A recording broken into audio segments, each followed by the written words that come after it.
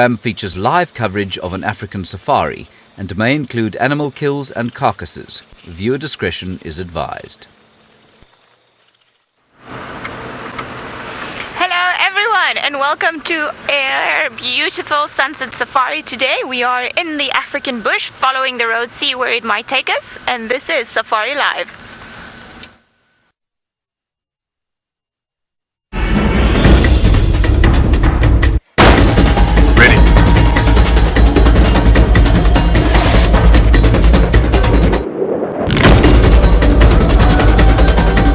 Standing by.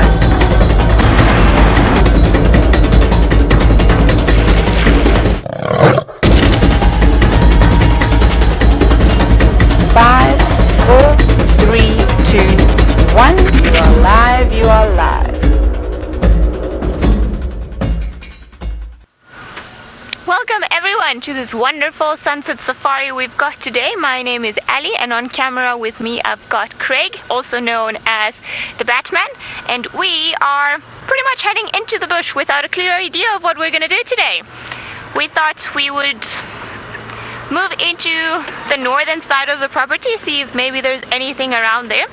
I believe that maybe we'll get lucky. We have swapped everything around. Me and Taylor have swapped vehicles. I think maybe tomorrow we should swap socks just to keep the luck going, because so far there's always been something very exciting that has happened during one of the drives at least. So hopefully we'll carry on with our very good luck and we'll see where the road takes us. It's been very, very windy today, so I think maybe the animals are going to be a bit shy. They don't particularly like when they can't hear properly, and the wind is also seems to be swirling, so it's taking all the smells from one area to the other and then taking them back, and maybe just confusing everyone a little bit more. But it is quite pleasant to have this lovely cold breeze today. The sun is quite hot, so I think we should be just fine for the next little while. I think unfortunately we have chosen the road that's been the more traveled. Hello! And now, as you can see, lots of dust coming our way. While we fight the dust, let's go over to Taylor, who's across and wants to say hello.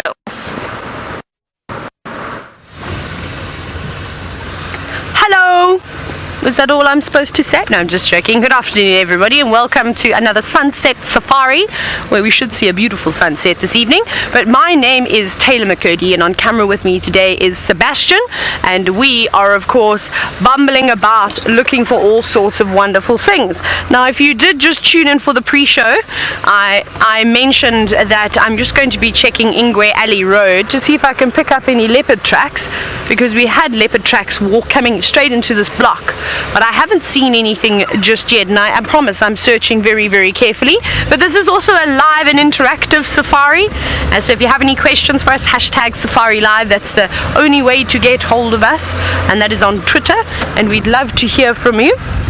Or perhaps if you saw anything interesting on the dam cam, you can share that information with us by doing the same thing, just hashtagging Safari Live. Now, I'm curious to see what's exactly happened here out in the bush today. If anybody has been moving around while we were all resting, or we weren't resting, we were desperately trying to get Wendy fixed. I was not trying to fix Wendy. I was water girl. I was making sure everybody stayed nice and hydrated, and I think I was more a pest and a nuisance than anything, hovering like a fly, going, is it ready yet? Oh, do you think we'll have a car? And then luckily Anwar and Connor saved the day. As Ellie may have told you, they just moved all the equipment around. But yes, it's been quite an interesting day indeed. Right. No sign of leopard tracks on that road. Maybe they are still in this block.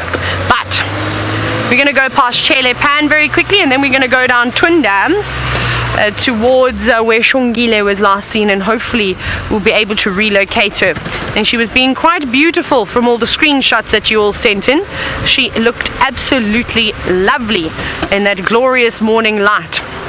And she definitely outposed me. I tried my luck on the Djuma Research Center sign and tried to pose on the wall with all the beautiful mosaic, but it didn't work.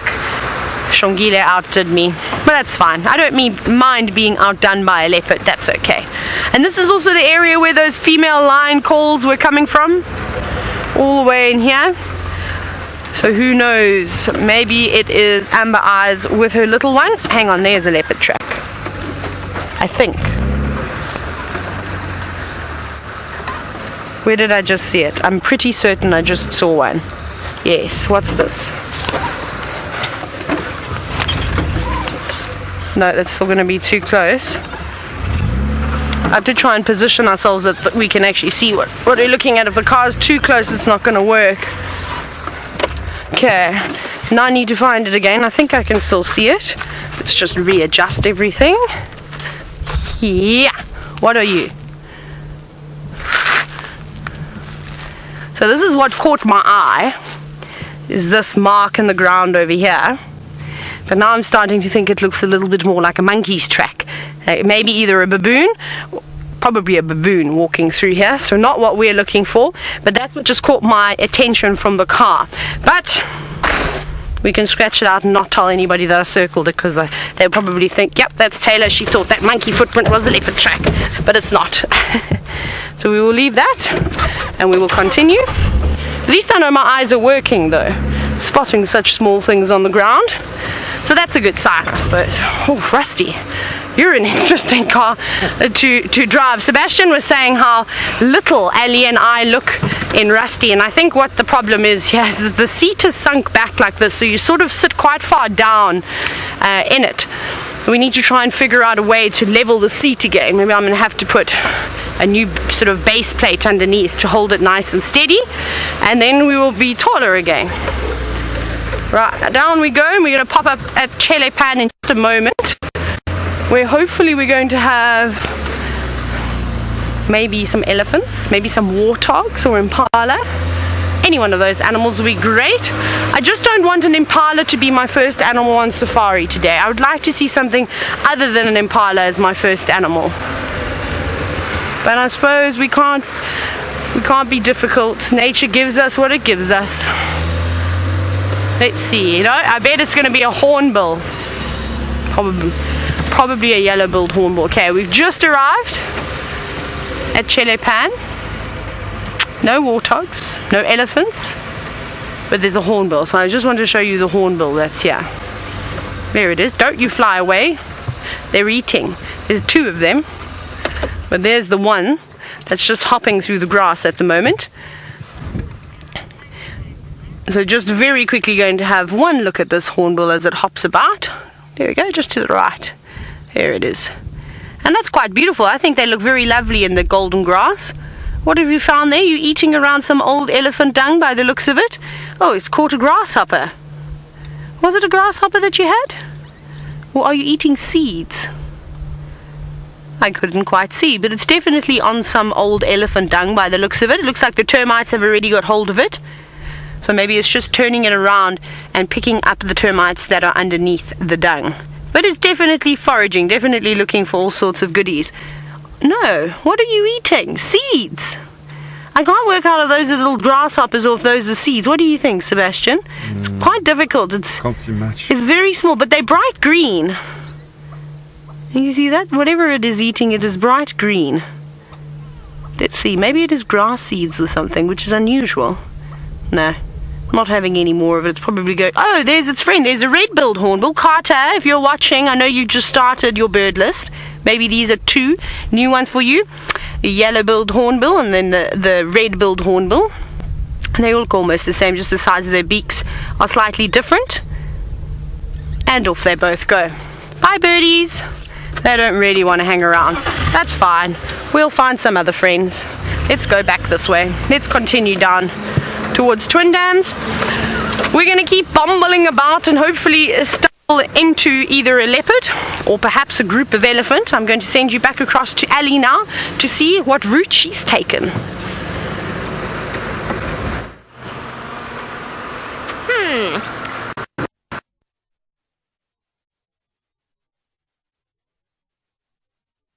Around here, it's a bit more, slightly more open, and we are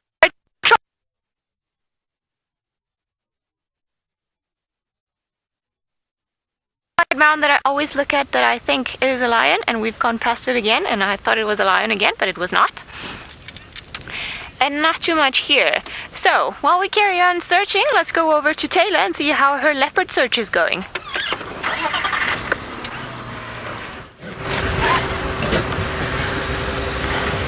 We haven't really gone too far. We've got a whole of about 20 meters since she last saw us, so I suppose the update is just as we were a moment ago. But yes, we're still bumbling down along Twin Dams Road, and I've got my eye open for tracks. So I keep thinking that I've seen cat tracks, but I'm not. I'm just seeing loads of impala footprints and some kudu tracks. But we'll hopefully spot some elephants. This is a nice spot. This is where we've had the elephants a couple of days now in a row, all doing the same thing every afternoon, sort of feeding through the drainage line and then coming to their favorite spot to have a drink. So we might have to go into the Mulwati to go and check it out to see if we are right and if we are going to pick up on some elephants. Just trying to figure out what on earth was walking here. Oh, Steenbok. Hang on, let me go back a bit. Don't run, Steenbokkies. And they've run. Okay, never mind. There was a mating pair of Steenbok very briefly. I just heard the... Yeah, as soon as we go back, it's going to run further and further into the thicket. So it went around. So there's a pair, but unfortunately, they obviously, once they realized that I'd spotted them, they did this. And they... But we'll maybe get some more a little bit later. Who knows? Let's see. Let me start checking down on the drainage line to see if there's any elephants here. Now, Pokemon guy, you're wondering why we haven't seen Hippos in such a long time. Well, that's a difficult question to answer because I'm not sure which Hippos you're talking about. We get different types of Hippos in this area. We get African Hippos. We also get green wood Hippos. We get the Scimitar, which is basically a Hippo too. So I'm not sure which ones you are referring to, but we have been seeing them. We've actually put lots and lots of African Hippos on screen. Sure, over the last few weeks, we've had many sightings of them. But Pokemon guy, if we spot ourselves a Hippo, I'll make sure that Alice makes sure she does a very quick link across to us so that we can show you one. And then if we can see some green wood Hippos, that would be nice because they're a little bit more shy and a little bit more difficult to actually capture on screen. But we're coming into the area now where Shongile was seen, but we know that she was finished her kill, so she could really be anywhere. But we're going to give it a bash.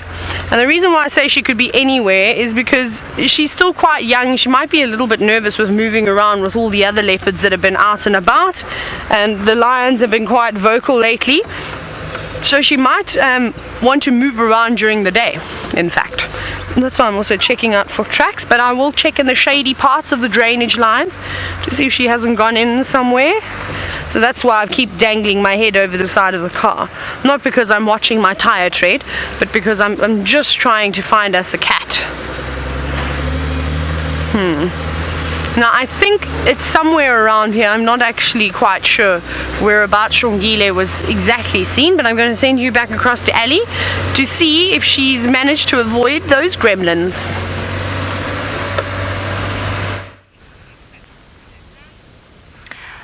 Well, we are avoiding the gremlins, and we seem to have gotten some luck in spotting one of my favorite birds out here in the bush. It's the white-crested Helmet Shrike. They make quite a funny little call. I think you can see it to the left. Slightly more. There it is. Ah, flying away. Alright, pretty little things. Just let me show them to you on the book, just because they are one of the prettiest little creatures that we get around this area. Normally we find them in flocks, and I don't know why. At some point there was some sort of belief that they normally go around in groups of 7. So, sorry, I'm trying to find them there, but I can't see them there. So a lot of people believed for a very long time that they used to go in groups of 7. So whenever you saw a flock, it had to be 7. But I've counted more than 7 on different flocks, so that's probably a good thing.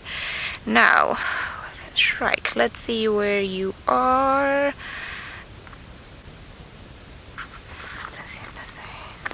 We are almost there.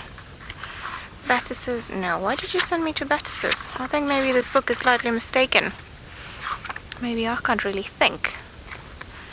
390. There we go. Getting closer.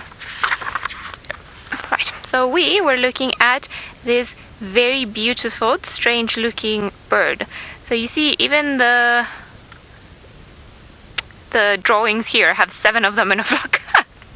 Maybe that's where mystery salt, we already know where it came from. So this pretty bird over here, it is quite common, and the one thing that they do that's quite interesting and very unique to them in comparison to some of the other birds is that this crest that they've got on top, that they use to collect spider webs to make their nests. So very clever creatures. They have discovered that spider web is probably one of the strongest and waterproof materials that they could find out here, and to make their nests sometimes they use their crest to collect spider webs and just use them in the making of it all. We also have another similar bird that we see around this area but is not as common, which is the red Helmet Shrike. Very, very similar as well. However, we don't tend to see it all that often, or I don't know why around this area. Maybe they're being pushed away by the white-crested Helmet Shrike. So this one's the white-crested I've seen flying around Djuma quite a bit. The red's Helmet Shrike, I still haven't been able to find the first little flock of them, but I'm sure they'll be around here. Maybe we've even heard them because they sound very similar to the white-crested ones. However, I'm not that good at distinguishing the call in between the two. Maybe one day when I'm a big birder. For now, still baby steps for me. Okay. I'm wondering, I heard on the radio this morning that there were reports for lions heading south on a road that's a bit farther away from us. So I just want to try and check that area for tracks, see if perhaps we get lucky with anything around there. Sorry guys, Taylor's just calling me. Standing by.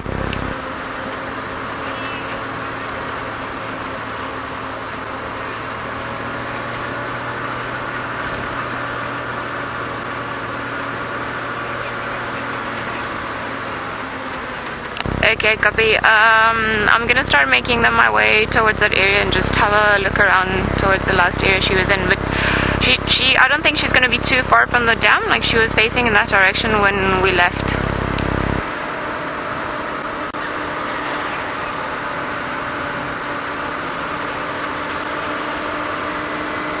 Okay, copy. I'll come down that area, see maybe I can give you a hand. Alright, seems like Taylor's having a bit of trouble trying to find Shangile because she doesn't quite know where we last had her this morning.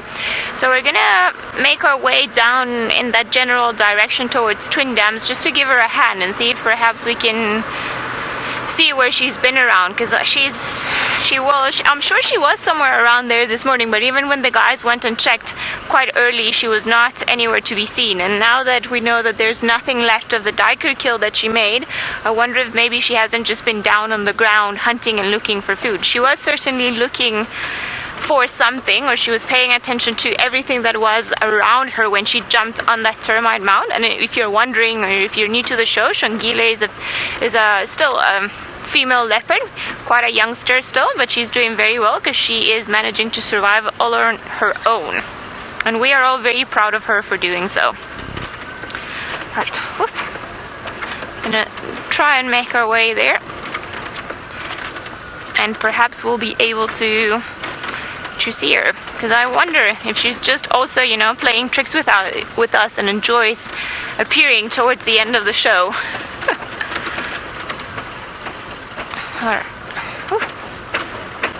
Okay, come on, Jigga, be nice. Be a nice chariot.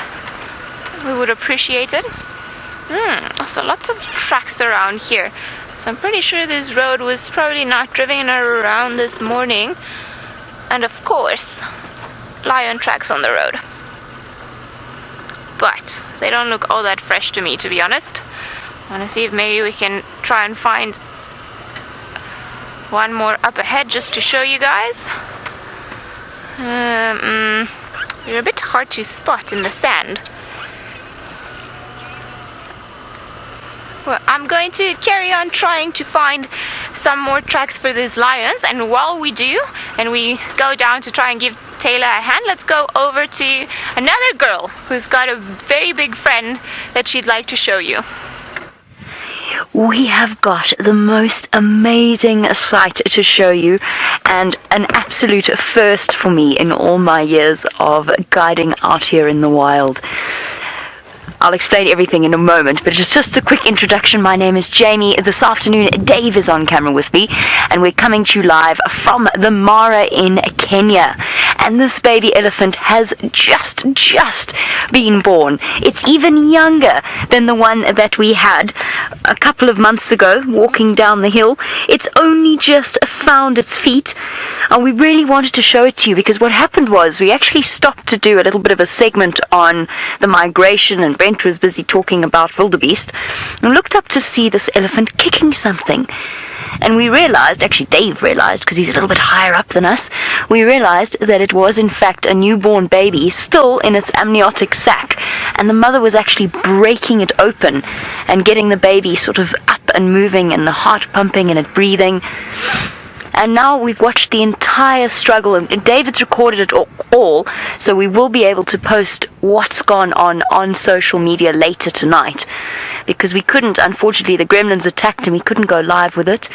But we've basically seen this baby from the moment it took its very first, very wobbly, very much backwards steps. Look at it now. It's hard to believe that's the same baby elephant. We watched it face plant, I would say 10 times, Brent? About that. Oh, hello, gorgeous, and well done, Mum. It was amazing to watch her behavior, and what she's been doing now is covering up the smell of the afterbirth and all of the mucus and everything else that comes along with the birth of a 100-kilogram little baby elephant. And remember, you are watching this live, so send through your questions on #SafariLive on Twitter.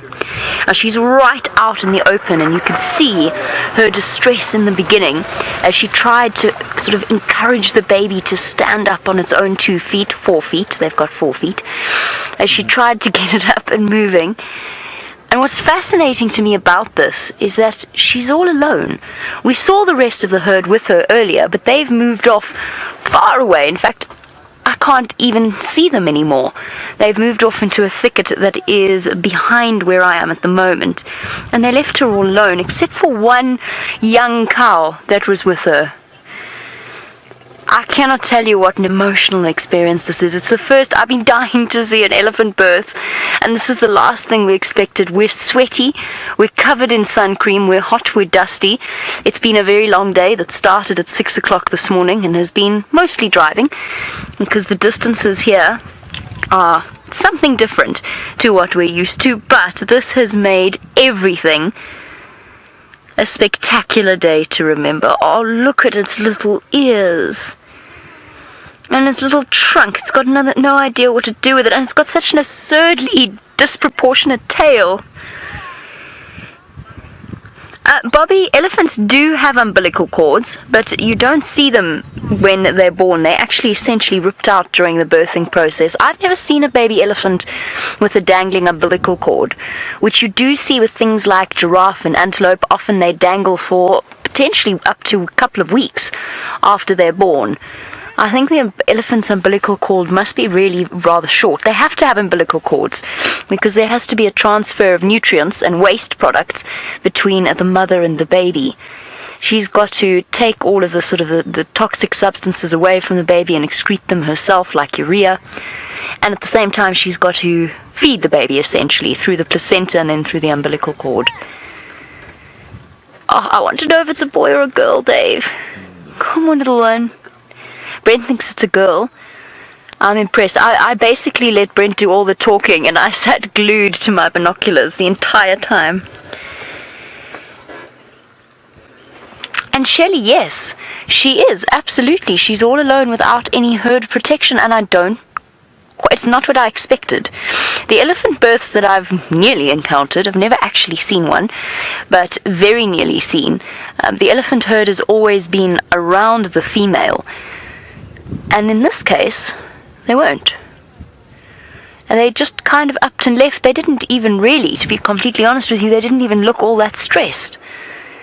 They just left her. And she's been fantastic. She's been so calm about the whole thing. There were a couple of moments where the baby wasn't standing up, it wasn't moving, where she started to get a little bit concerned. But now you can see she's busy covering herself in dirt.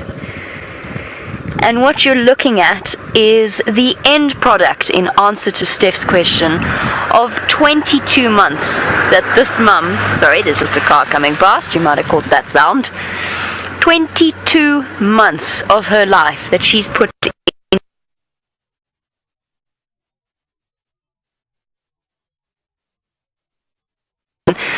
produce a baby.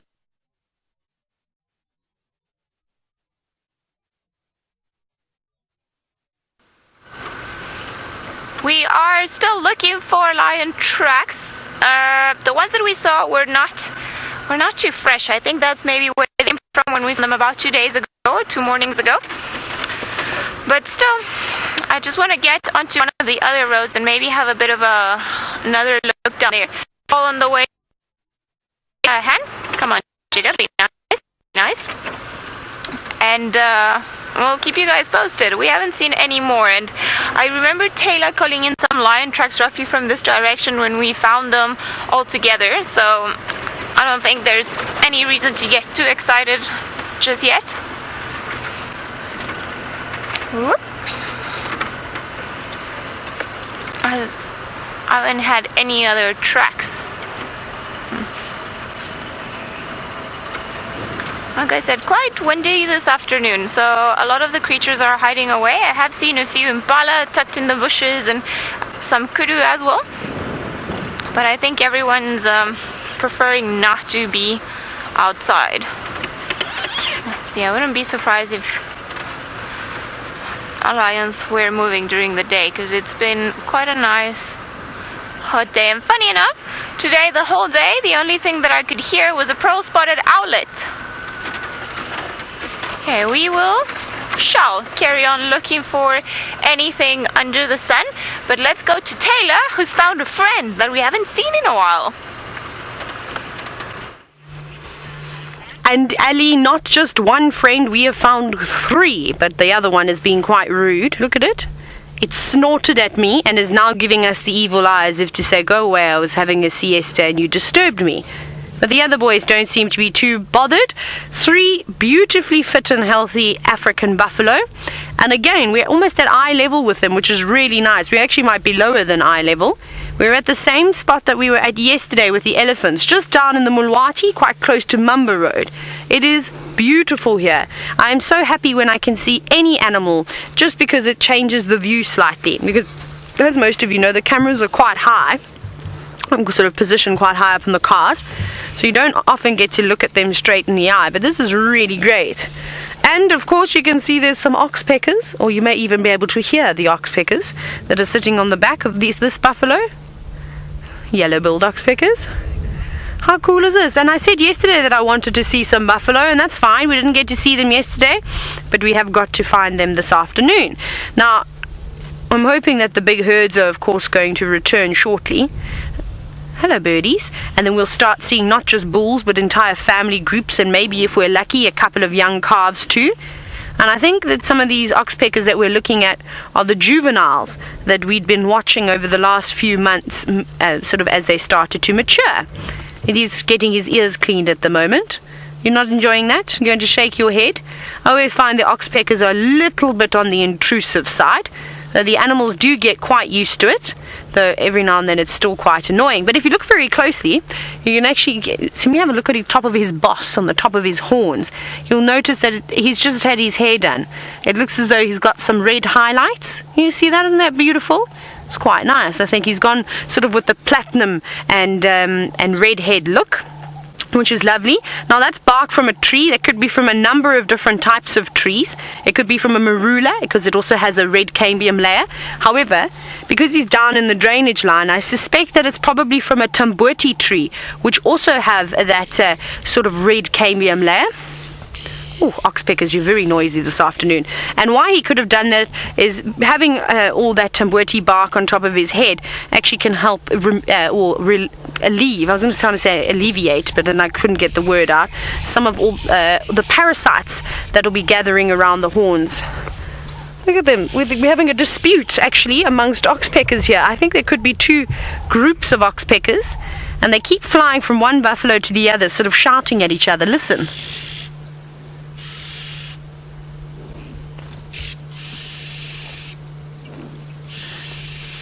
You can see the juveniles. They haven't quite got their red eye just yet. They've still got that little black spot in the middle. But they're getting there. Their beaks have now changed color. So they're looking more and more adult-like. But look how healthy these buffalo are. Yes, big boy. Don't come and give us those looks.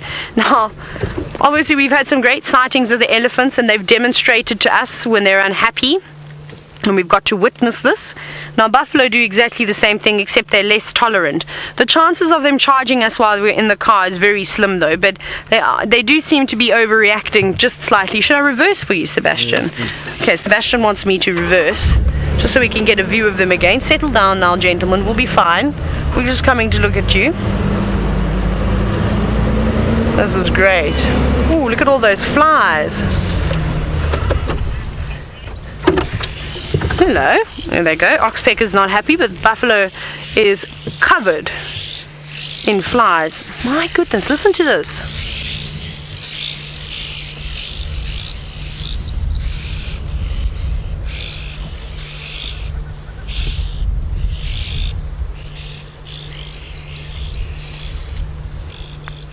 You hear that domestic dispute that they're all having amongst each other? That's amazing. I don't think I've ever heard the deafening calls of an oxpecker before, but that was really quite close to it. It was very loud. Now, there was a question from Christian, if I'm not mistaken. Sorry about that, Alice. I obviously got so distracted with the birds calling. And that question was, what is the difference between the African buffalo and an Indian buffalo? Well, I've never seen the Indian buffalo, but I'm sure that Sebastian, aren't they also water buffalo? Or not sure. Yeah. I thought they were also water buffalo, but they've all got different names. We obviously call African buffalo and Cape buffalo, and they're exactly the same thing. So there doesn't seem to be sort of too much difference in their size. I think they're relatively the same size, but I've never actually looked at them. I don't know if their buffalo get a big boss like the males do. Their horns seem to be slightly more slender. But one thing that they have managed to do is domesticate those water buffalo. I don't know if anybody has successfully domesticated the African buffalo. I think their temperaments are just a little bit too hectic. Right, let me try again. Let's hit another position. I'm just going to reverse and then pop back onto the bank so we can see what's going on with all these oxpecker, because they are making one huge racket. Let's go up. Whee! Hello, boys. Are you still angry with me? There we go. They're all moving in and amongst. Oh my goodness, oxpeckers, what's going on? They're shouting so loudly. They haven't quite stopped making a noise. It's very interesting to watch, of course. But what I'm going to do now is send you across back to Jamie with that adorable new elephant.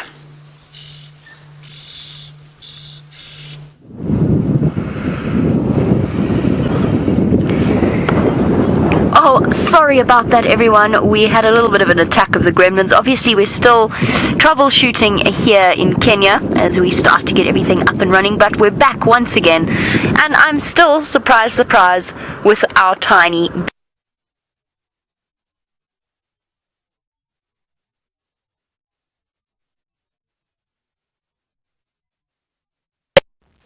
Right, hello everybody, sorry about that. The gremlins in Kenya are having good fun. I was just very quickly, I'm just fixing my boxes here. That's what I was doing earlier when I was changing radio channels. But here we are, still with our friends the buffalo. And they have now woken up from their siesta. Oxpeckers are making a noise, but they have started grazing. And they've got some good grazing over here. I feel like I'm going to have to talk louder than the oxpeckers. That's crazy. They are very angry with each other. I've never actually seen a sort of a territorial dispute amongst oxpeckers, but that's clearly what's happening at the moment. They're being very vocal, and they're flying from buffalo to buffalo, and then they go off and they fly into the trees and they sort of rest, and then they come in sort of like fighter jets so quickly with such precision and choose their target, land on it, then start shouting at each other again. And this has been the process now for the last 10 minutes or so. My goodness, isn't that outstanding? And one just holding the fort. Now, Buffalo, have you seen any lions? Because there's a lioness around here, we think. Now, as we sit and look at these buffalo, I'm also just wiping down things that are full of dust. Holly, you were wondering if buffalo have any feelings in their horns? Well, Holly, not at the tips. Right at the tips of the horn of the buffalo, not at all. And I reckon even right on top of their heads, they don't have much feeling. So with a buffalo horn, you're looking at obviously the bone, and then you've got the keratin coating that wraps around that horn quite nicely. I think underneath all that horn, yes, then they've got nerve endings. But the fact that buffalo use their horns to fight with, so they physically sort of run at each other and push and shove each other and bash their heads together, I wouldn't imagine that they would have too much feeling, any nerves right in the middle of those horns. Now with antelope, if you look at an impala's horns, for example, you can pull that keratin sheath straight off. You can do the same thing with a buffalo. It's a little bit more difficult though. And I think if a impala snaps its horn, or even a kudu snaps its horn quite close down to the base, I think that must hurt. I think then that they'll be a little bit sore for a while.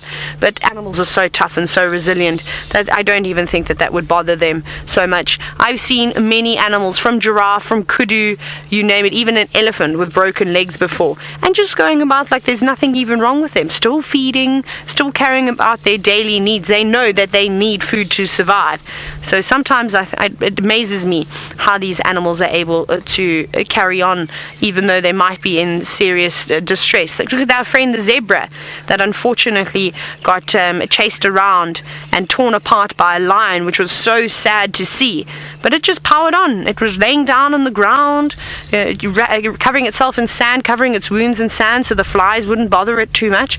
And then other than that, you could see it was maybe a little bit sore, but it still put its head down and carried on eating, which amazed me. I could not believe it, because eating would honestly be the last thing that I'd want to do if I was in so much pain.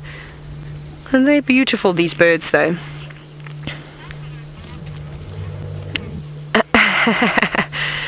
So James Richard, you said that the buffalo are what the Nkuhumas have requested to see on Game Drive today. I hope, and I think that you're completely right there. Now, I wish one of these buffalo bulls would go unsuspectingly go walking further up along the drainage line towards that area where the roars were coming from this morning. So, and then make a nice tasty meal. Or I hope that Amber Eyes is just catching some smaller things. The odd, look at this buffalo on the right. He's just gone right. I'm not ready. I'm going to just sit down. I'm going to ruminate. I've had a snack. Going to lick my nose with my tongue. Life is good. And that's what this buffalo is going to do now. Doesn't seem to be doing much. Look at that. So, they've got a disgusted look on their face. Don't you think? They always look like they're so angry and they hate everything. And their eyes, look at that. Just like, oh, another safari. I'm telling you, that's what they've just got, such bad attitudes. Boys, I know you've got big horns and you've got lots of muscle and your head dangles quite far down on the ground, but you could maybe put a smile on your face every now and then. Now, as we sit here, you can see he's not going to graze anymore. He's physically just going to just ruminate. And he's beautiful. They, like I said, all three of these buffalo are relatively fit and healthy. I don't think that they're particularly old. I think that they're in the prime of their lives, just taking a break. And then, Jenny, you were wondering if both male and female buffalo have horns. They most certainly do. So it can actually be quite difficult to tell the difference between young male buffalo and then adult female buffalo, because it takes some time for a male's horns to get to the massive size of course these horns over here, and the females don't get this big boss, so that big helmet on top of the head. Their horns are sort of more like cow horns, very, very slender, but they're definitely there. And again, the girls are not the ones that will be battling it out for mating purposes. It's just the males that have that. Right, Oxpecker, that's very rude, going up into that buffalo's nasal cavity, although he doesn't seem to be minding it too much. Now, I have a question for all of you. Well, you don't have to answer it. You can just answer it yourself. But do you think you'd be able to sit there and have an oxpecker peck at your nose like that? Oh, no, had enough of it. Swatted it straight off and it's gone for 6. It's gone. That oxpecker is now nowhere to be seen. It's probably landed in Vuurtille Dam. That buffalo swung its head so far. Oh no, it's just on the back of it. But it's important that those oxpeckers get into those nooks and crannies that a buffalo wouldn't be able to reach, and particularly down in the ears, because those sort of warm areas are where the little ticks will gather. And of course a buffalo is, when it's grazing, has its head in the grass. So can you imagine how many tick nests they must go through? We complain when we walk through one on a bushwalk, and a buffalo's face must just be covered in those pepper ticks. So it's a good thing that the oxpeckers hang around and dangle upside down and get all those things. Are you still looking for more food? You must be very healthy oxpeckers. Oxpecker. Did I just say ox peppers? I think I may have called them ox peppers. I don't know what an ox pepper would look like. Sorry, Alice, I'm struggling to hear you today.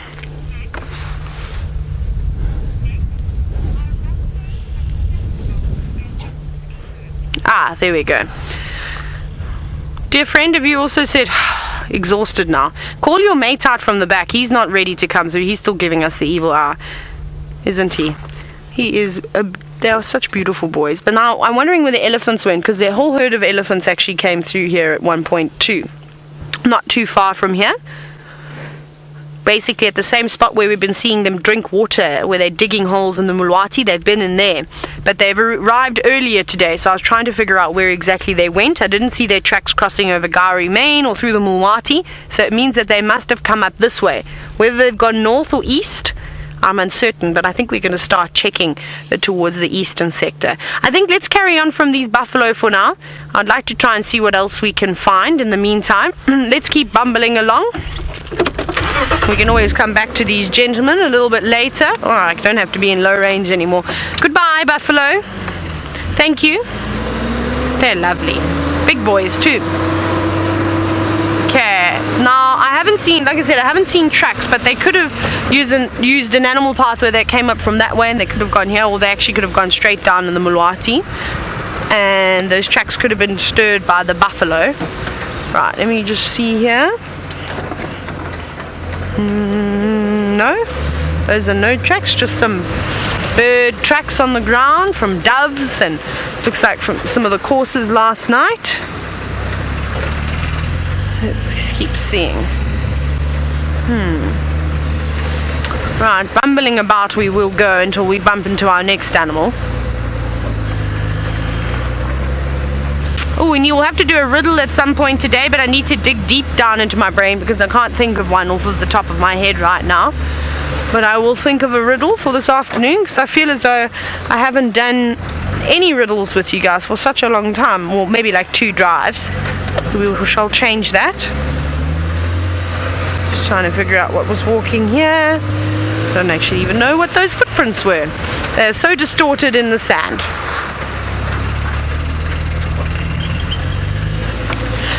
Snake! No, I'm just joking. It's a big black pipe. Look at that. That's the black pipe that Ellie had the elephants doing a dance for. Now, what I need to actually do is, I don't know if this pipe is still connected to water, but if I had a big enough knife, I would actually cut it right off and get rid of it. But I don't know if my multi-tools knives are sharp anymore. I've used them way too many times, cutting marula bark in particular. Off we go. Now, just listening to a question coming through. There we go.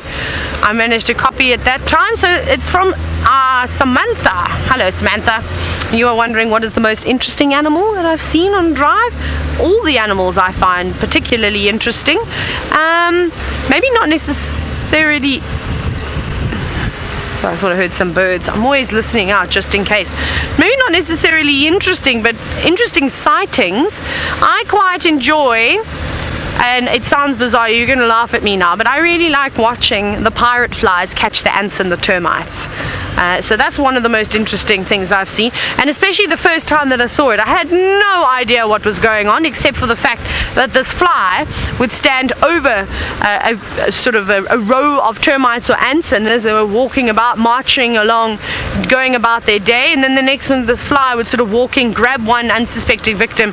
It looked like it would remove its head and then drop the rest of it, and then would go back and get another one, and I just couldn't believe my eyes. So Samantha, that's an interesting sighting that I had with the two different species.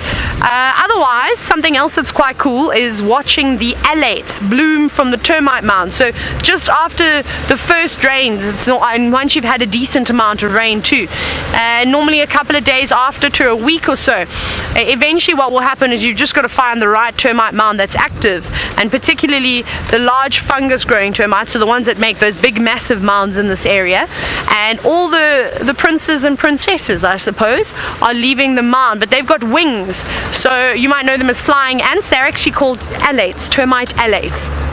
And that's really amazing to see, because with that brings a lot of animals around trying to eat them as they go up, because they're so full of protein and fat. So you can see hyenas around those mounds feasting upon them just before they take off. You'll watch civets and genets catching them. Frogs and lizards come out at night as well. Most of the lizards are actually diurnal, so they're out during the day, but it will actually bring them out. So that's always quite nice to see, because you just see so many different animals that you don't normally get to see for a long time, completely oblivious to your presence, and then just feeding all these amazing things. My paper's going to fly away. It's by my shoe. We removed my paper.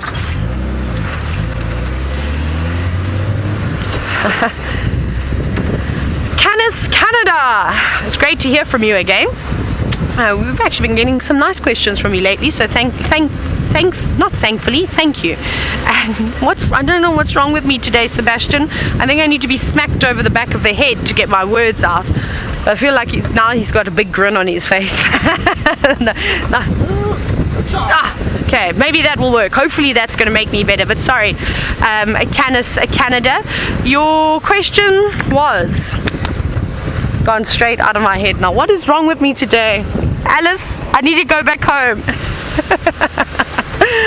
What animal do I think is the smartest? I'm so sorry, everybody. I cannot concentrate today. I don't know why I cannot concentrate. It's bugging me. Maybe I need some elephants will help fix me. But the answer to that, it's a tough one. There's so many different animals out here that are super intelligent. I'm biased though, so I'm going to say the elephants. I think their whole entire social structure, the way that they interact with one another, is just far superior to any of the other animals that we have out here. Of course, hyenas are very, very intelligent too, so they're up there. And I also think honey badgers. I think honey badgers are super intelligent. So both hyena and honey badgers are incredible at trying to figure things out. And so that's really amazing. So out of those three, it's a tough one, but I'm going to go with elephants. We'll just, like I said, we'll just be biased and choose that. It's very windy this afternoon, just in case you haven't noticed. All the oh, sorry, I thought my signal was low for a moment. All the trees are waving around. It's actually quite difficult to hear anything if anything does trumpet, and that I don't know how well we'll hear it. So I'm going to go and check Buffelshoek Dam, check that watering hole, because there wasn't anything happening around Twin Dams. There wasn't anything happening around, where else have we checked? Chelepan. We didn't go to Treehouse Dam though, so we could still go down that way, though I know Ellie is around there. She's just being attacked by gremlins at the moment. We need to get her maybe guarri branches. I think we should all just wear guarri branches, and then as we do this, we're swatting at the same time, because you can't always do taekwondo because you need both hands to do that. So we'll check a couple of watering holes, and then we might have to check along the drainage lines, because I don't know if anything is going to be out and in the open with this horrendous wind that's come about. And I suspect that this is the beginning of there's a big storm that's just hit the west coast, well, the entire coastline of South Africa, but typically on the west and down a bit on the south. So Cape Town and Port Elizabeth and George and all those areas are getting loads and loads of rain, and we're just starting to get the effects of it now. Connor and I were actually speaking about it. He says tomorrow's actually supposed to be quite warm, and then it changes slightly. There's some lion tracks in the sand. Can you see them, Sebastian? There are many lion tracks here. There are 2 sets of lion tracks. I don't know if anybody spotted them this morning. There's 1 set, and these don't look like male tracks. These look like maybe the girls have been walking here, but they could have walked quite a route and then circled out, because I believe that they apparently crossed out near the Simbambili, near Gari Gate.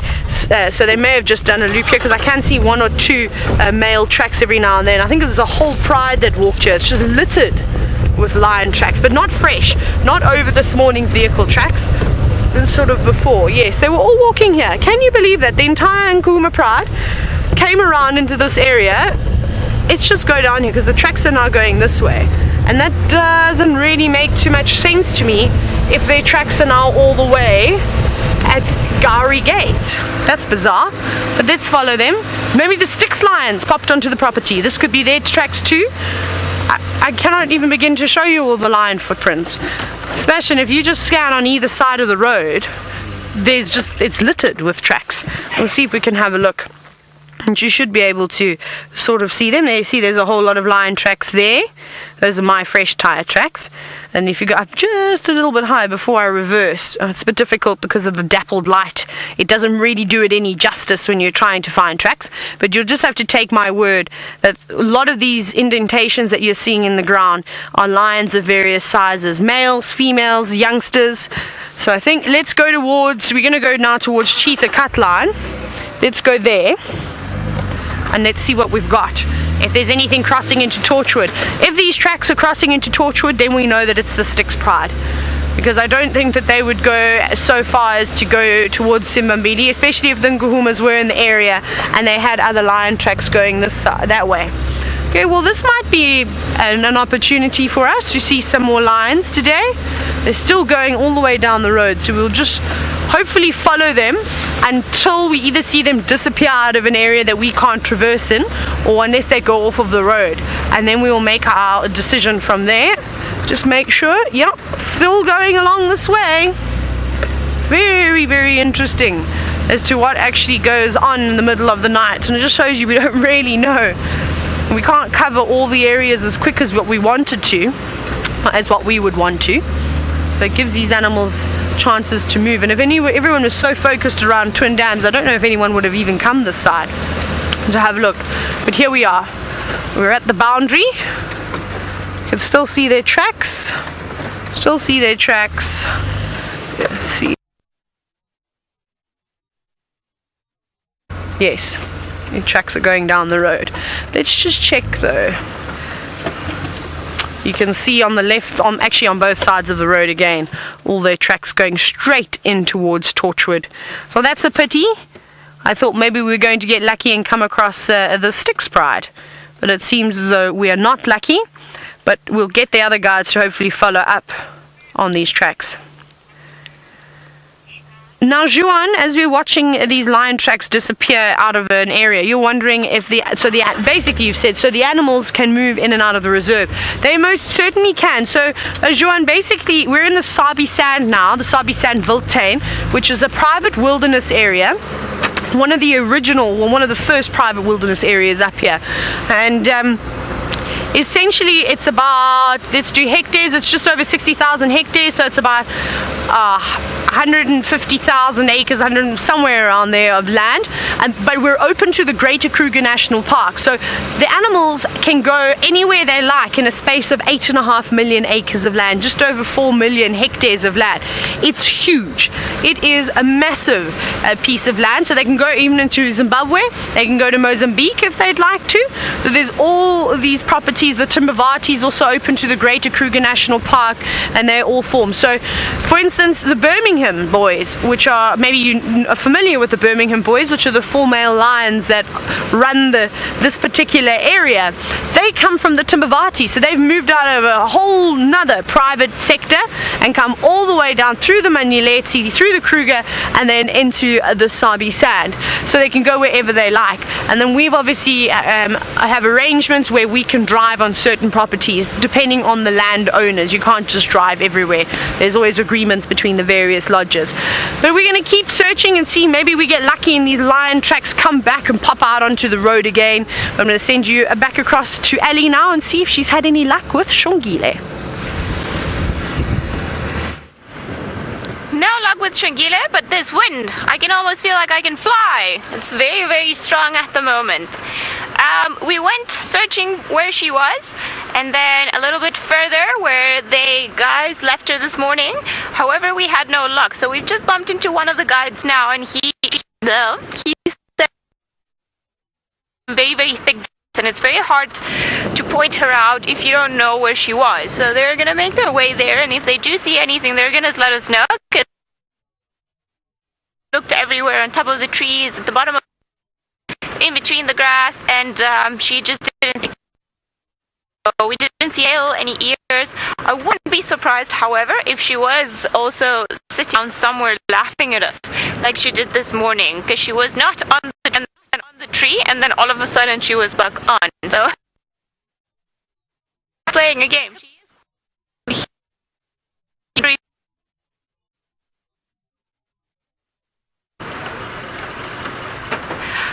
Alright, let's see if maybe we can hear anything around here. Might be a few things around.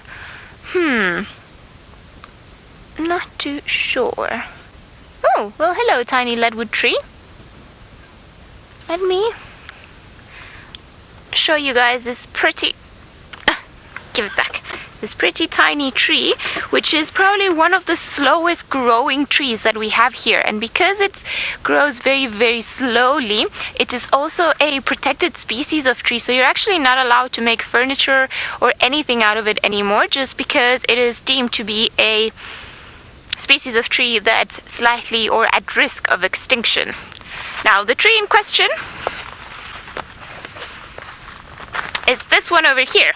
So it's also a bush willow, very similar to the red bush willow and the russet bush willow and the giant bush willow that we get around. But this is just the tiny version of it. And this little thing that we're looking at, that's probably about my height, I wonder if it's actually round about my age, so about maybe 30 years or so. So it takes quite a while for them to start growing, and they grow very, very slowly. So that's why when we go off bundu bashing or off-roading and everything else, it's one of the first things that they teach you when you want to become a ranger is to recognize certain species of trees, because certain species are protected and you cannot drive over them because it's very hard wood and they are not perhaps as flexible as some of the other trees. A lot of the times if we drive over a tree and if you do it properly, the tree will spring back up. This beauty over here in the process might not just do that. And I mean, very, very heavy wood, and it's actually insect repellent, so they have a lot of trouble, the little insects, of getting in. And one of the beautiful traditions or traditional beliefs about this tree is that if you put a little branch of it in your pocket, you will make new friends. So who knows, maybe I'm gonna take this one around. It seems like grabbing little seeds and branches of trees and everything else has been lucky for us. So maybe this can be, you know, well, maybe we'll get to meet something we haven't met yet, maybe another animal. And who knows, I'm gonna keep it with us so that we've got a bit of luck. This is definitely one of my favorite species of tree around here. And if you've seen those very iconic African sunsets with, you know, the dead tree in the distance, a lot of the times those are the leadwoods. They're also known as the skeletons of the bush, just because they can stand for so long after dying. I think this one, hopefully it'll have quite a long life.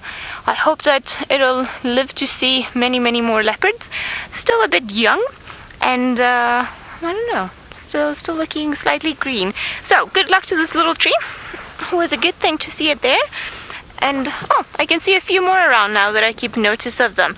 I'm sure that's what happened, is that we've had a few birds coming and eating the seed buds, and then as they move around and they defecate, then that's when the seeds come and they start, it's almost like spreading and conquering over an area.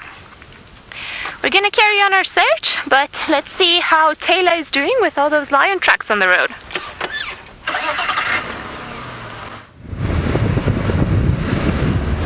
Nothing. So sad. They didn't come back this way, unfortunately. They went straight in towards Torchwood. So obviously I was on bushwalk this morning, so I didn't quite hear what everybody was looking for, but I will as soon as I hear maybe Mike or Ralph, or if Lex comes onto the radio, whoever comes on first, I'm going to ask them for any information. And maybe they did what was I going to say now? I don't know what's wrong with me today. I think I need to go home and just lay in bed, sit up again, and just try everything again. I really cannot think today. Can I have another tap on the head, please, Sebastian? You're gonna have to snap harder now, huh? Yes, thank you. That one was much better. So I think I'll ask them if they maybe heard about or they spotted those lion tracks. I didn't see anybody circling them, and I didn't sort of see any typical tire tracks of guides looking at the tracks. Typically you'll see a little like half a semicircle going around the tracks. They pull off so they can look down and have a look. I didn't see that, but I wonder if they went unnoticed. It would be nice to find out how the Styx Pride is doing and where they are moving around these days. I know Brent's brother Dylan was actually asking me yesterday where the Styx Pride was, and I said I don't know. Now I'm just trying to find Leadwood Road. And Dave, you were wondering, because it's so windy, does the wind affect the animals' senses? Would they still go hunting? Most certainly to both of those questions. So firstly, yes, the wind definitely affects animal senses. It affects the herbivores more than anything. They become slightly more panicked and agitated. They're not as relaxed around the cars as what they normally would, because it affects their senses. They can't hear very well, and hearing is very important to animals out in the bush, as well as their sense of smell. So the wind can start swirling and coming from different directions, and this will often panic animals, so they'll move off into the thicker stuff. So that's why we might not be seeing so many impala and zebra and wildebeest out in the open plains. They've actually moved off into denser areas where those trees are providing a bit of shelter, and they're getting comfort from being able to hear a bit better and to smell a bit better too. Now for the predators, it's perfect. It's great weather to go hunting in, even when it's raining, because rain and wind make noise like we've just chatted about. So that means that the predators are able to sort of make their move a little bit quicker. As long as they've got sufficient coverage, so long enough grass, and they don't expose themselves, they can walk sort of quite comfortably without having to worry that if they stand on a leaf, that slight crackle or the bending of grass, the rustling of grass, that will give away their presence. So they can move a bit quicker. And then also, sorry, who's calling like that now? Some magpie shrikes, but they've just been very chatty lately. So really that's just the gist of it. So yes, it actually helps the predators when it comes to sort of hunting, and then they can hide their scent a lot better too. If they approach an animal and they're downwind of the animals, those impala, those zebra, those buffalo won't have a clue that they're even coming. No, it definitely helps them. Now, I used to love driving Leadwood Road. This was one of my favorites, just because of the amount of times that I saw Karula around here and up in some of these big marula trees and some of these big leadwood trees. It was always so nice to see her moving through the long grass, because that's where we'd always spot her. I think on 2 different occasions. I don't know if I was live for it. I think we were doing rehearsals for Nat Geo, and desperately looking for cats as we always are, and they seem to be hiding from us today. Maybe we'll get lucky later. And then hearing something alarming and quickly coming around the corner and seeing Karula strolling out in the beautiful long grass, and then she'd sort of look at you and pose quite nicely, and then she'd stare up at a tree, and you knew, she's getting ready to climb a tree, and then up she would go. And I'm going to show you some of her favorite trees now, just around the bend over here. There should be some marulas where I've seen her in a couple of times, the same tree. She had a favorite tree.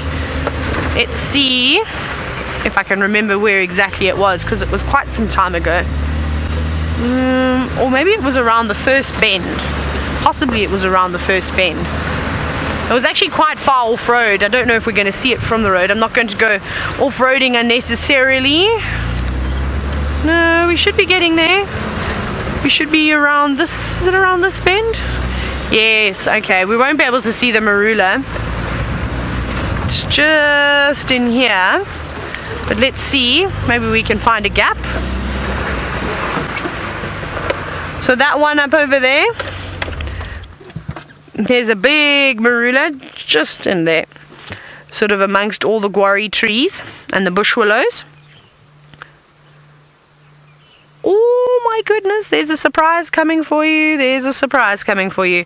So that is the beautiful big tree that, of course, Karula used to love to sit in. But unfortunately, she has not been sitting in that tree for quite some time. It's a nice shady horizontal branches, perfect for a leopard.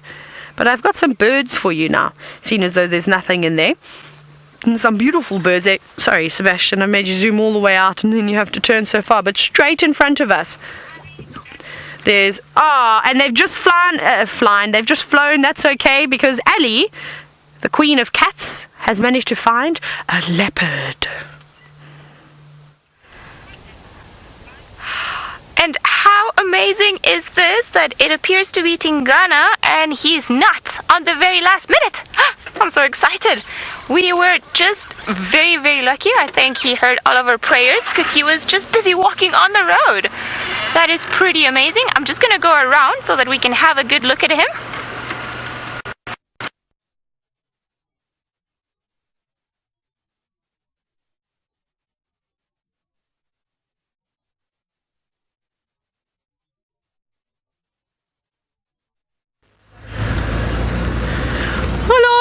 Back again. Well, I hope you got a glimpse very quickly of that leopard. I'm just trying to turn the radio down. I hear all the voices are coming back up, so I wanted to ask about that lion sighting, though I don't think anybody's going to be interested in talking to me because they're all trying to get hold of Ellie now to find out where that male leopard is. But very exciting nonetheless. He's there. I'm not sure who it is. I know Alice said to me that she thinks it might be Tingana, and that would be quite nice. So that still doesn't explain the footprints that I had this morning, because those tracks came in the complete opposite direction. They came all the way from the western corner of Quarantine, so sort of towards Zoe's Road. They'd come from that side and then walked all the way along past the Bushbrae and then cut straight across going east between Ingwe Alley and also Wahlberg's Road, Wahlberg's Eagle Road. So I don't think it was him, and those male leopard tracks didn't look big enough to be Tingana's. So I still am convinced that it is Tundi and Tumba that is somewhere on the property, because Tundi and Tumba haven't been spotted by any of the other lodges either. I keep asking Chitwa if they've seen her, and on Torchwood she hasn't been spotted and she likes those areas. So I wonder if she's just not sort of setting up somewhere in the middle of Djuma, sitting on a kill somewhere hiding away from us. But we'll eventually catch them. We'll catch them moving around. Now that we've got two cars again, of course it'll make it a little bit easier. We can check more and more areas. Alright, let's see where we're going to go. I think we're going to continue with our plan and head up towards Buffelshoek Dam now. I'm sure we're going to see at least one hippopotamus there. Maybe our friend the grey heron. Perhaps he's going to make a kill for us today. We've seen him on two different occasions and he's let us down quite a bit. So this afternoon could be the afternoon. Third time's the charm, as my dad always says. So let's hope that that is going to apply to us. Right. Where is everything? There's nothing today. We haven't even seen an impala. Have we seen a mammal today? Oh, the buffalo. Yeah. We saw 3 mammals. We're on buffalo and we're on some birds. So I suppose we're not doing too badly. We are seeing things. There's just these massive gaps where there's just plants. So many plants.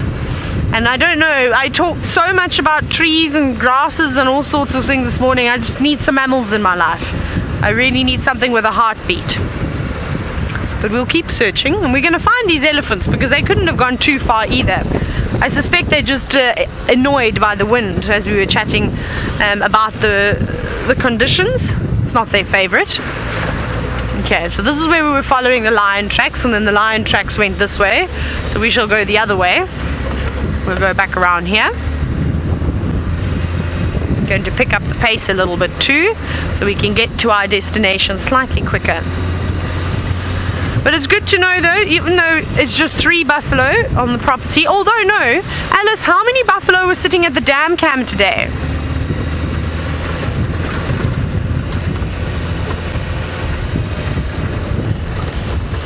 Alice, hello? Sorry, I had a question for you, Alice. My question was, let me repeat it. How many buffalo were on the dam cam? Because earlier you said to me that there was some buffalo there, but I couldn't go there because the guides hadn't left the lodge yet. Let's see. Just 1.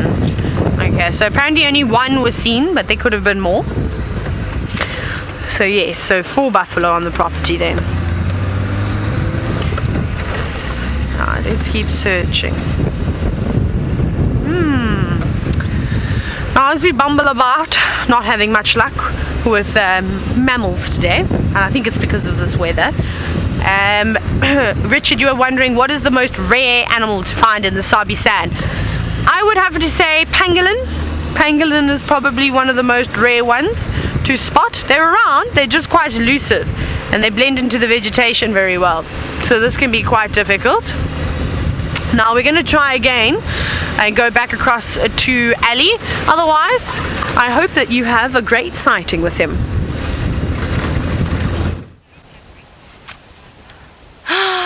It seems like it's Leopard on Termite Mound Day. I am so excited we've managed to fight the gremlins off, at least to come and have this beautiful view from this guy over here. Now, I don't want to move too much because I'm not too sure if he's actually going to start coming down or if the gremlins are going to attack us. So I think maybe we should enjoy the sighting for now.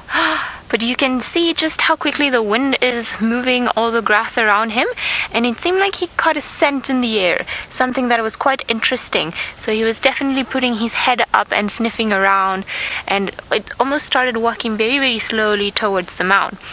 So there could be a potential prey species around here. We haven't managed to spot anything around, but I'm pretty sure that that's what he's going to be looking at.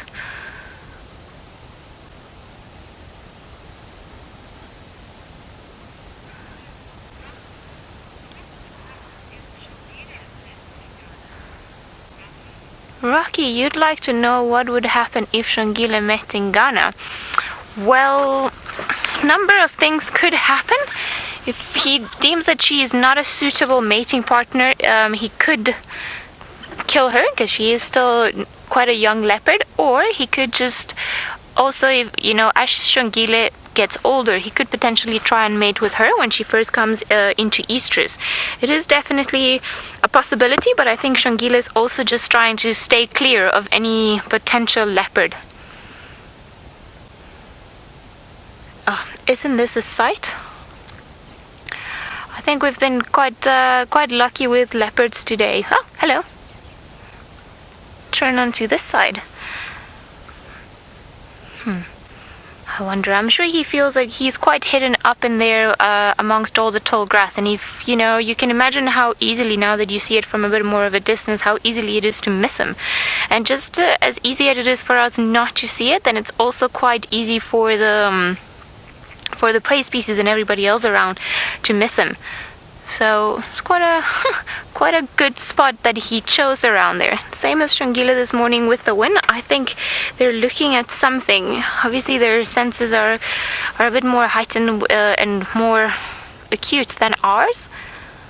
So I think he's surveying his territory. He was just scent marking all around the road. So as we were following him and fighting the gremlins off, and I apologize for that. He didn't seem to be too bothered, and then all of a sudden he got here, and there was something there that caught his attention. Alright, I think maybe now that he seems to be quite happy up there, maybe we're gonna try and see if we can have a look at his face. So I'm gonna move, and hopefully we'll be able to have a look from his face, because I'm sure there's a bit of an open gap just ahead of us, and I would really like to see him.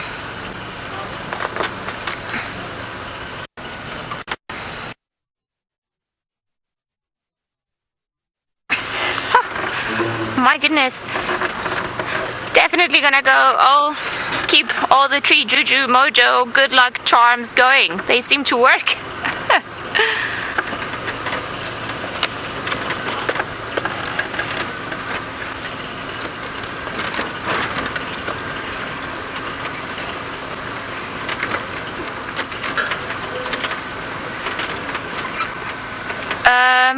Chris, you're wondering if the leopard, cheetah, and tiger are well, I'm not too sure about the ones in a tiger. I would imagine them as the same as the guys here, but no, not necessarily as asymmetrical. There we go. I think, can you see him from there?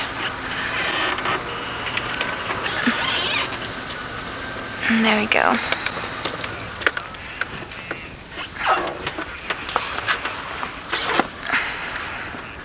Alright, sorry guys. There we go. Up in a Termite mound.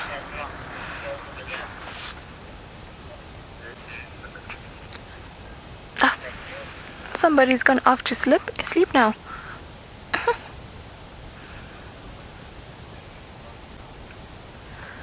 Well, look at that. Hello, boy.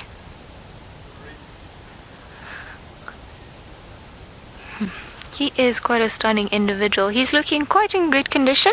Unfortunately, I don't know if you guys managed to have enough of a look while we were moving in. When we first spotted him, seems to be quite healthy and looking quite alright. So, good for him. And if this is indeed Tingana, very happy to see him now. I think maybe just proving us that we can't really predict the movements of any animal. I think maybe he's just now decided to show us who's really the boss, and that he'll appear and disappear as much as he wants to, because maybe he didn't like the nickname. He has moved quite a bit, because last time we saw him was in the completely northern side of the property, and now we are pretty much basically on the southern side of the property. So quite a bit of a distance. No doubt that he is claiming to be the king of Djuma.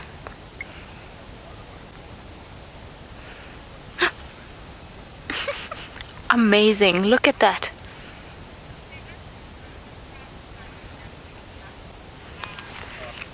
Our beard, you're wondering if leopards groom themselves like domestic cats. Yes, they do.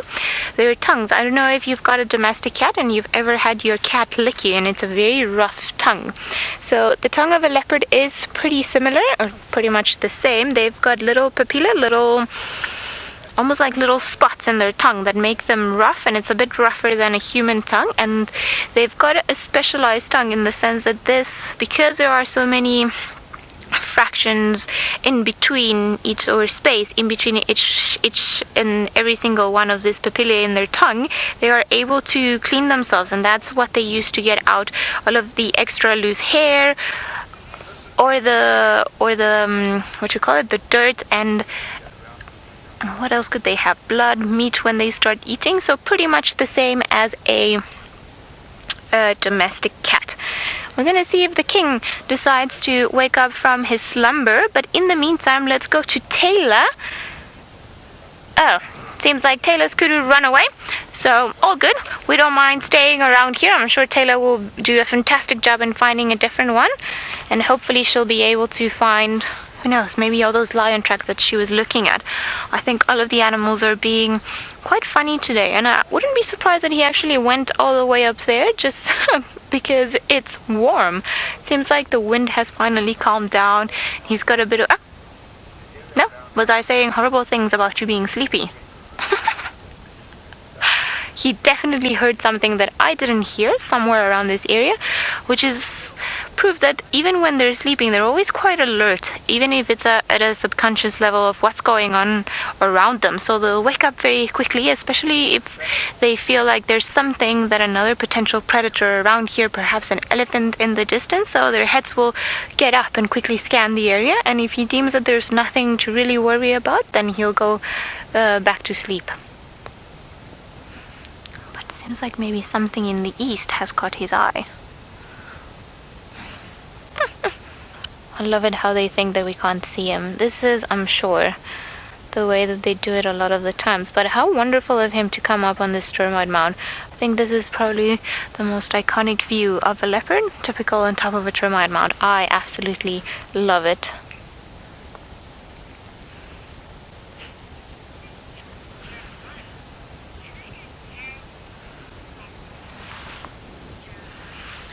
Jeremiah, you wonder if they get hair bulbs like normal cats. Well, I've never seen one regurgitate one like sometimes normal cats do, but we do find a lot of hair in their dung. So I'm not too sure if they actually share this trait. I would imagine they do, but I would have to go and do slightly more research about it, because I do know that they eat quite a bit of hair when they're grooming themselves, because whenever we find their scat, there's a lot of hair that belongs, well, not only to them, but to whatever it is that they've eaten. So I'm not too sure, to be honest. I don't think they would be too different to domestic cats in that regard. They seem to share a lot of other basic traits with them as well. But definitely not like in the cartoons when you see, a domestic cat just pretty much opening its mouth and then this massive ball rolling out of them. That I don't think does happen out here in the wild. I'm just so surprised. I mean, we just came across the right road at the right time, and we were just so lucky to catch him on his patrol. I wonder if, I think Taylor had tracks for a male leopard this morning, not too far from the general area where Shungila was seen. So I wonder if he's also been up a tree somewhere, or, hiding in between the grasses. And now that the temperatures started to drop and the wind has also died down, that's when he decided to start moving around. Would be interesting to see if we were able to follow him from the beginning, just at roughly what time and where he came from. It's always a mystery. Where did the leopard go? Where did the leopard came from?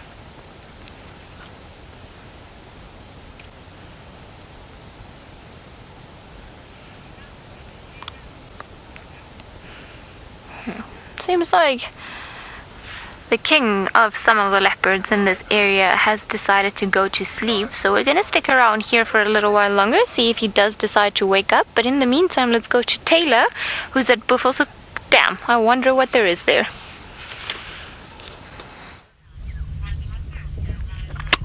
Ellie, I'll give you one guess as to what is waiting for us at Buffalo Dam. It is our dear friend, the very lonely hippopotamus bull, who has got no more friends because they've up and left him. Please open your mouth for us. Oh, you'll make my day if you give us some entertainment, hippopotamus, because if you only know... almost. That counts. Thank you, Hippo. You are the best.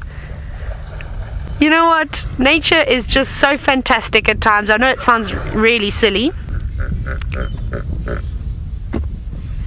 Hippo, you are great. You really and truly have made my day, because you don't know what quietness we've had to endure for the past 40 minutes. So thank you. And if you want to splash about and porpoise, I'll be happy, and I'll even give you a round of applause if you open your mouth once more.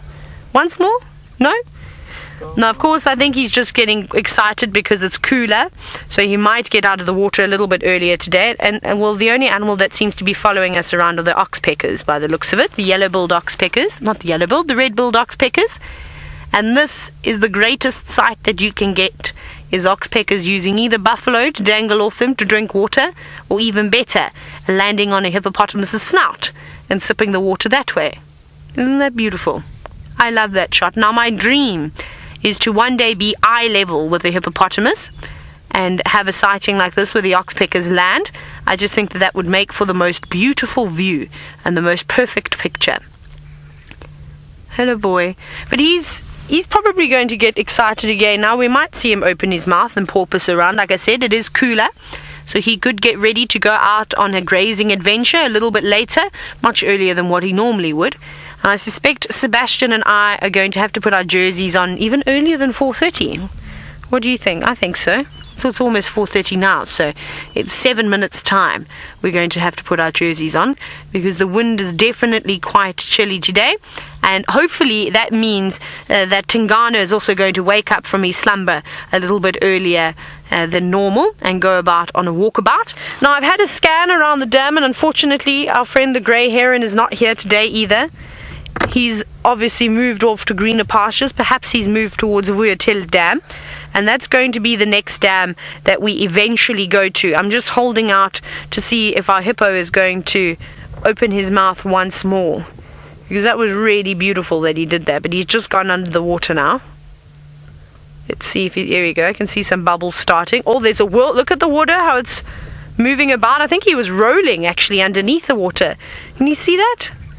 I think he's having a great time. It's quite deep there. Are you having a fantastic afternoon all by yourself? All by myself. Does it go like that, Sebastian? I think that's the song. I don't really know. The lyrics are somewhere along those lines. I wonder if he sings that to himself. Probably not. I don't know if hippos... Well, they do sing. They have a beautiful call. And we were lucky enough to hear it too. And now you're just going to show us your ears, not even your eyes. And this is, of course, the typical view that most people see of hippos.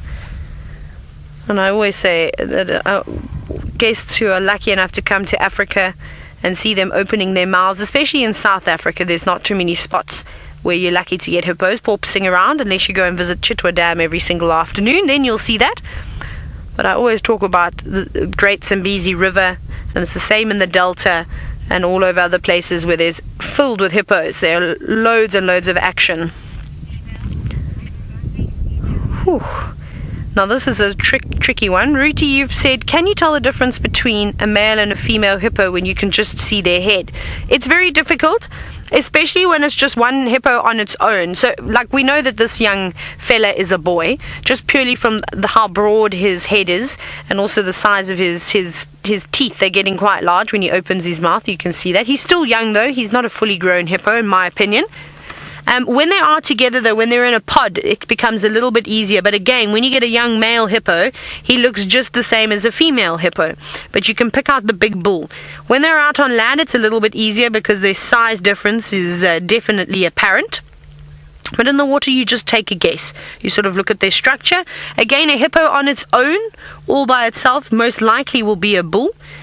Females will typically have a group of her offspring from various years, and other females with the same thing. So they live in larger family groups. It would be unusual to just see one female hippo by herself. But he's moving off now. I wonder where he's going to. Are you going to go out, get out the water for us? I think I might be asking a little bit much, but under he goes, sinking down to the bottom, and I think the water gets quite shallow over there. So he'll be able to walk along the water at quite a pace. And then when he needs to, he'll pop up, take a breath. But he doesn't look to be in a hurry at any time soon.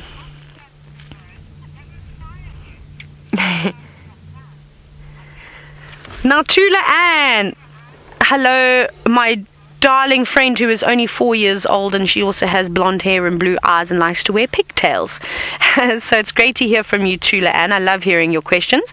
And you're wondering if the oxpeckers ever land on me to pick bugs off of me. I haven't yet had an oxpecker land on my head and try and sift through my hair to see if it can find a bug, but I'm waiting for that day, and I'll be very, very, very happy. Alice, I think that was me. I don't know. I'm having a good giggle today. I don't know what happened at lunchtime. Something happened. Perhaps there was something in the food, maybe giggle juice or something along those lines. But we're all a bit ridiculous today, and I just can't seem to concentrate very well. So sorry, Tulan. But no, the oxpeckers don't actually land on us. They're a bit nervous of us. I don't blame them. But you never know. Maybe the longer I spend out here and the more bush-like I become, they will think that I'm a mammal. Though I don't know how many bugs they're going to get off of me. Not any that I can see. I try to wash my hair all the time. We actually all washed our hair today. It's really funny. I washed my hair. Sebastian washed his hair. Alice did the same thing. Chantal. So we're all doing that today. So we're fairly clean. So I don't think that there will be too many bugs. But maybe next time. Is he going? He's going quite close to the edge of the water now. Let's actually see what he's going to do. You can see those bubbles. He's moved out from the center of the dam. Here we go. Now you can see how he's reversing, exposing his body. That bank is slightly more shallow. Oh, look at this. So now he's sort of claiming his stake, just marking his territory out. Hippo bulls are known to do this, and like I always say, normally it's on the edge of a boundary, and it's great when you get to see two male hippos doing exactly the same thing with their rear ends facing each other and swatting their tails. Now open your mouth, please. I think he's going to. Yes, but out the water so we can see, please. And we might see some hippo feet because, like I said, it's quite shallow there, and I think he's rolling around. Yes, that was a foot. Doing synchronized swimming under the water. You're a very happy hippo, aren't you? Always getting excited like this at sundown or just before sundown. What a great hippo. Thank you, dear friend, for that show. That was very kind of you. What do you think, Sebastian? That was very nice of him. Finally, our luck may be changing. Should we carry on, though? Let's carry on. Let's go and see what else we can perhaps find. Maybe, I'd like to see the elephants now. I'm going to be demanding. I want to see the elephants, wherever they are. They're here. They're in these drainage lines somewhere. Bye, Hippo. See you tomorrow. I'm sure you'll still be here. We're going to go down now to Bilfelshoek Cutline, and I think we'll head towards WildEarthTV Dam. Have a look around there. Ellie's still sitting with Mr. T, the king of Djuma. Let's go and take another look.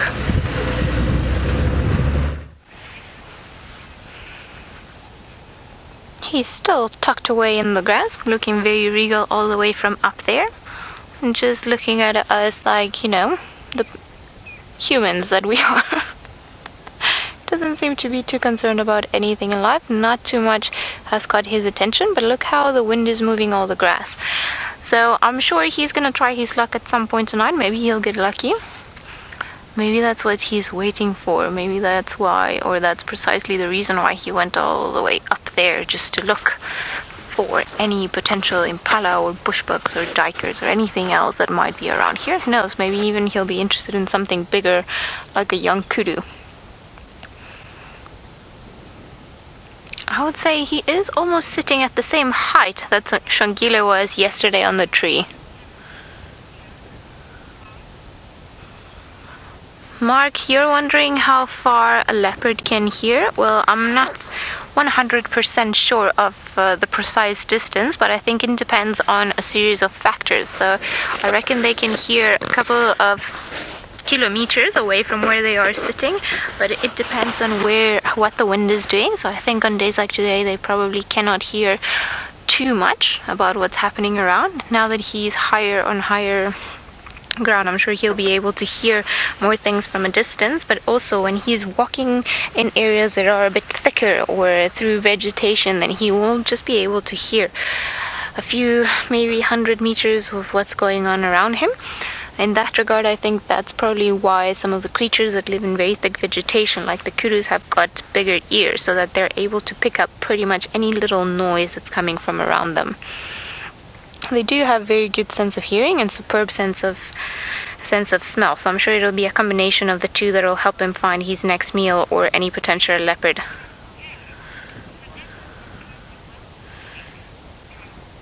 Stroll here, you say that the leopards are posing well this week. Well, I have to fully agree with you, even if, you know, maybe the posing has made them both very tired, because Shangila was also happily asleep when we found her yesterday afternoon, but I'm not complaining. I love seeing leopards even when they're sleeping. And it's amazing how they just manage to sleep even when we're around here, and just, you know, they manage to block our noise out and be like, ugh, nothing to worry about, everything's fine. They both, however, have chosen spectacular spots today. I mean, going up on top of those termite mounds. When we could see the termite mound in the distance and we saw him walking, I think both Craig and I had our fingers crossed and be like, up the mound, come on! And then he did go all the way up on the mound. He was a bit wary when he was going up. I think maybe he was a bit concerned that there might have been something else on the other side of the mound. So just took it kind of easy and, you know, was just ready. Before he went up, he was listening a little bit, because as we can see, it's a mound that's quite full of grass. So he was maybe worried that there could have been something there.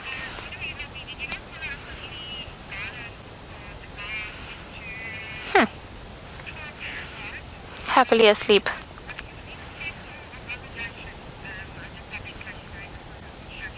Look at him. I wonder where we're gonna find you tomorrow, and if we do, because he tends to walk quite a lot during the night. So I wouldn't be surprised if maybe later on today we heard him calling, and that if he were from all the way up there, we could hear it from wherever we live.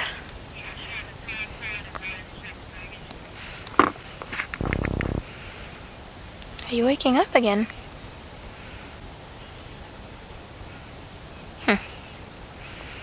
What are you listening to? I think maybe it was a bit of a grass that got into his ear that was bothering him.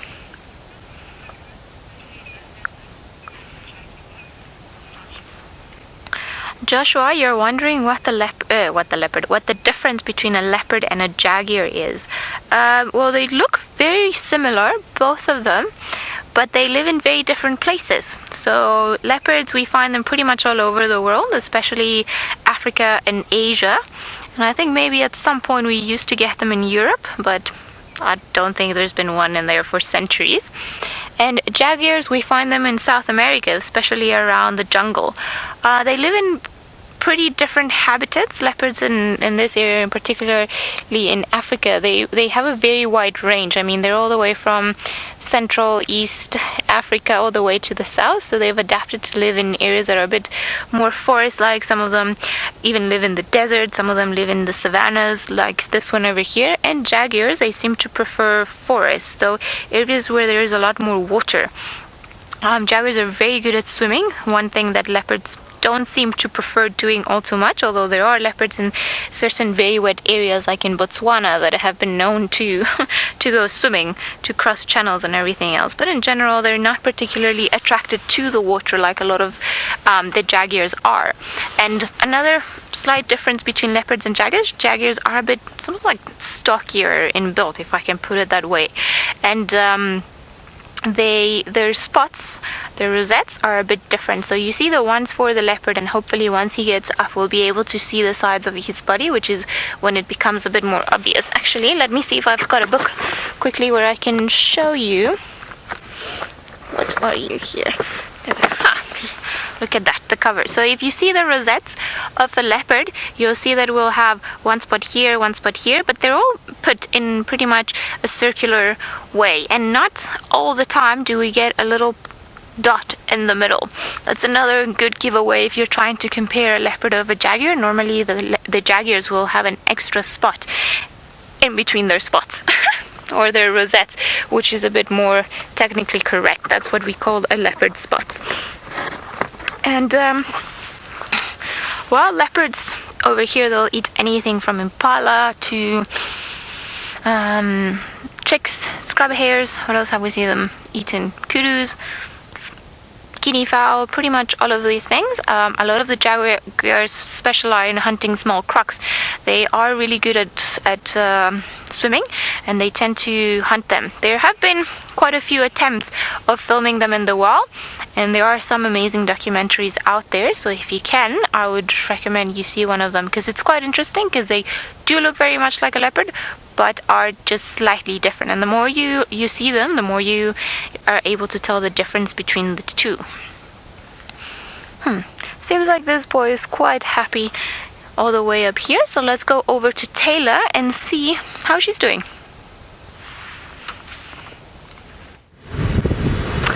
We still haven't added any more animals to our list just yet. At least we got that hippo at Buffelshoek Dam, but we're just about to turn on to Central now, and then we will make our final sort of way towards Vuyatela Dam, and hopefully there's going to be a variety of animals. They can even be a variety of birds. I'll be happy with that. I'll be very sad, however, if we get there and there's nothing. I need mammals in my life. Though I like the birds, so I don't mind talking about the birds all the time. Maybe we find a very big group of impala, because the impala and the wildebeest were nowhere to be seen on quarantine this morning, but I suspect that was because of the leopards that walked through there. That would have enticed them to move off and away from that open plain. And then again, the wind. So it wasn't very windy this morning, it just picked up after breakfast. So I'm starting to look towards Vuyatela Dam, and I can't see anything just yet. So let's see. I bet some of you are sitting there, Taylor, don't go there. There's nothing. We're watching on the dam cam. I can see terrapins. Whew. There is life. I saw some terrapins and they count. It looked like a whole lot of them just resting on the bank. So we'll see if we can get a view of them without chasing them away. We've got to be sneaky here.